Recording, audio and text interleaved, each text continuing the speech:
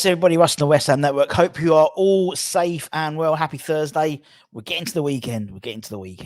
If you're new, Andy, give it a like, give it a comment, give it a share, give it a bloody good subscribe. We are that close to 20,000 subscribers. So if you haven't subscribed, we'd really appreciate you subscribing just so we can get that milestone and Anton can get off my back more than anything. A bit earlier on lunchtime today, we did a live transfer rumour roundup, going through some of the rumours, the latest information that we've been we've read, we've seen them, we've clued up on, and there's a lot of players already we've been linked with. And yet last night we did our end of season awards as well, so check that out as well. No real surprises there, to be honest, in terms of who won that is. But the Hammers headlines in association with the KUMB.com boys. We've got 4 stories. I am spoiling you today. Even more transfer rumours. Let's start with the first one, and a new name to add to the bingo list. I don't think have we been linked with a Japanese player recently?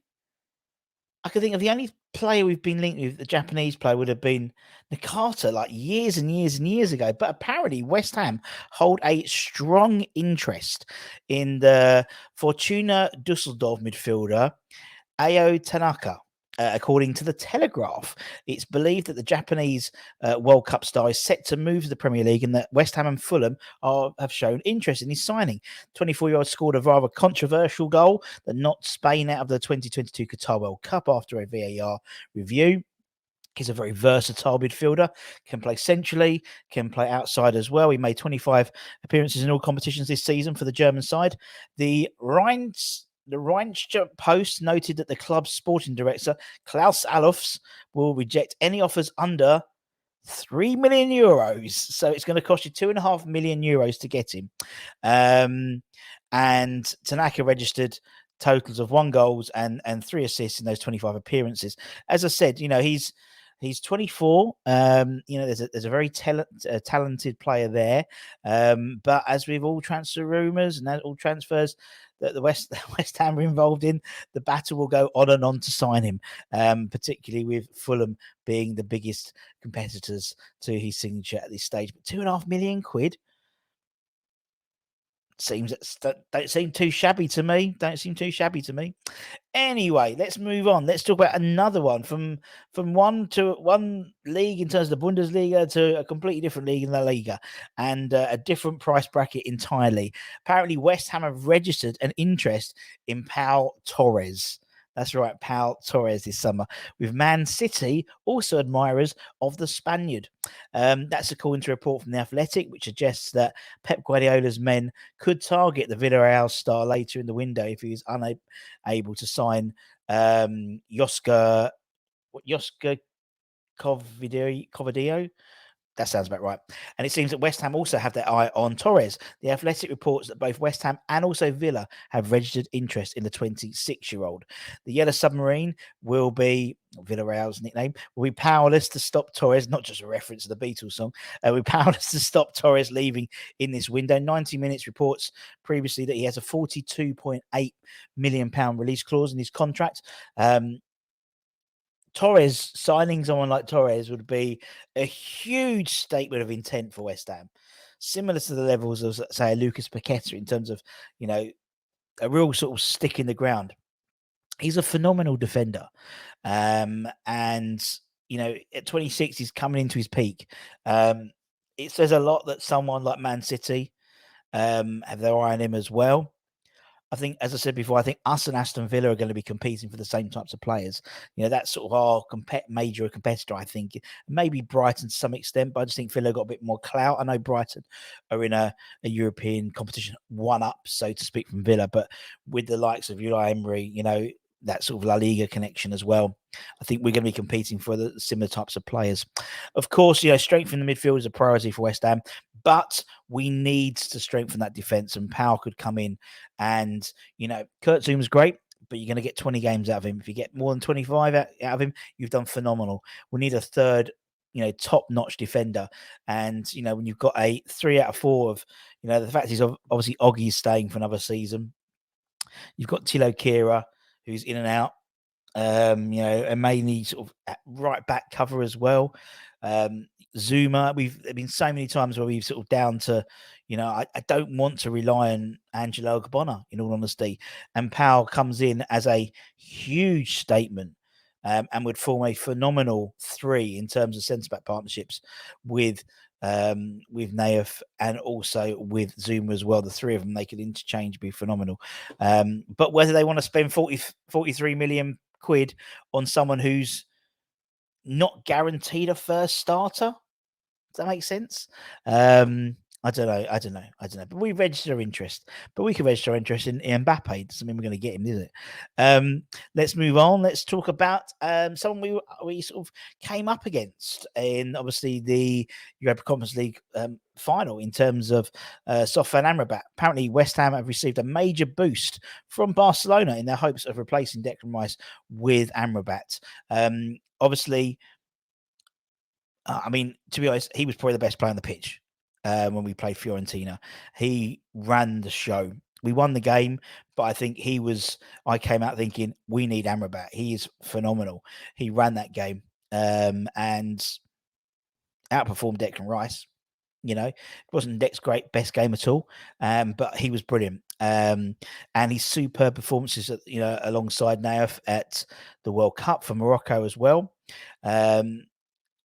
But, I think his brother came out very shortly after the final and saying that he confirmed West Ham's interest in him, but suggested he was moving to Barcelona. Now, Barcelona are just about to sign Gundogan on a free transfer, which would probably have been Amrabat's spot. And according to Tuta Mercato Web this week, the 26-year-old is still firmly on the West Ham radar. Interest from the likes of Barcelona has waned, apparently, especially, they've looked to replace, obviously, Busquets is leaving Barcelona, but Gundogan's come in, and he seems to have been that replacement.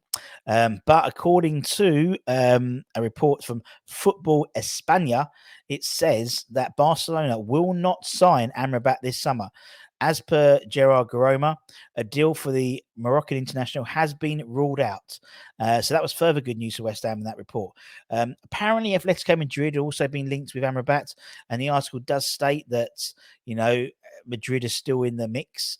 But it goes on to say that maybe Atletico have other priorities, and they're looking at Pierre Emil Højbjerg from Tottenham as an incumbent into their side rather than necessarily Amrabat. So that could well leave West Ham as Amrabat's best and biggest option on the table, particularly with being able to offer European football next season, something which Fiorentina aren't able to do, because obviously they not only did lose the final to us, but they lost the final 2 weeks beforehand or 10 days beforehand in the Coppa Italia, and I think they finished 8th in the Serie A as well. So they haven't got any football this year in terms of European football. So we'll keep an eye. Great player. I'd love to have him. And I think, Nate, just have a word, son. Just have a word. Simples.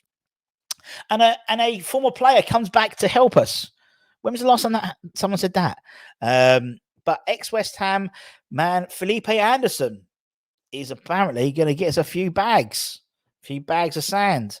He's reportedly attracting interest from clubs in Saudi Arabia, like anyone else who's on the scrap heap. Saudi pro sides Al Shahib and Al Nazar are both said to be lining up moves to sign Felipe Anderson from Lazio this summer. The 30-year-old has been in fine form for Lazio, and there was a chance of maybe us playing against him if they'd got through the various rounds of the conference set up, but it didn't happen.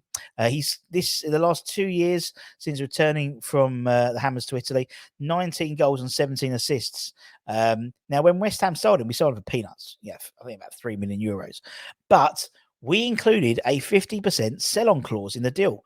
At the time, as I said, 2.6 million, 3 million euros seemed like peanuts. But his fine form has dispelled the notion that the Hammers had an absolute shocker by selling him for such a small fee. However, should the Brazilian move out to Saudi, we'll get 50% of the sell-on fee. He won't. We know the Saudi money. He won't come cheap. Won't go. In terms of he's still under contract with Lazio until 2024. So, even if he goes for 10 million quid, we get 5 million. So, obviously it's not the money that we spent originally on him, but it's a nice little windfall, which can be reinvested. If he goes for 15, 20 million, that's obviously 7.5, 10 million. I can do the maths. So, you know, all this Saudi money ain't too bad for West Ham sometimes. And, you know, decision that was done 2 years ago and he was put on the scrap heap has come good. When was the last time that happened as well? But anyway, we'll keep an eye on that. And that's it, my friends. Thank you very much for your time. 4 stories today, you lucky devils.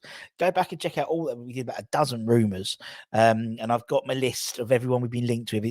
It's almost a whole sheet already. It's ridiculous. And yeah, we're back tomorrow and all bringing you the latest information. Obviously, we've got the Declan Rice saga. We've got the technical director, according to Jacob Steinberg. That's going to be all sorted with old Tim Steinton very, very shortly. So if anything breaks, we'll let you know straight away. And all the latest news and reviews and views all coming up. So take care, stay safe, stay warm, stay all day, stay bloody warm, stay dry, and I'll see you later. Bye-bye.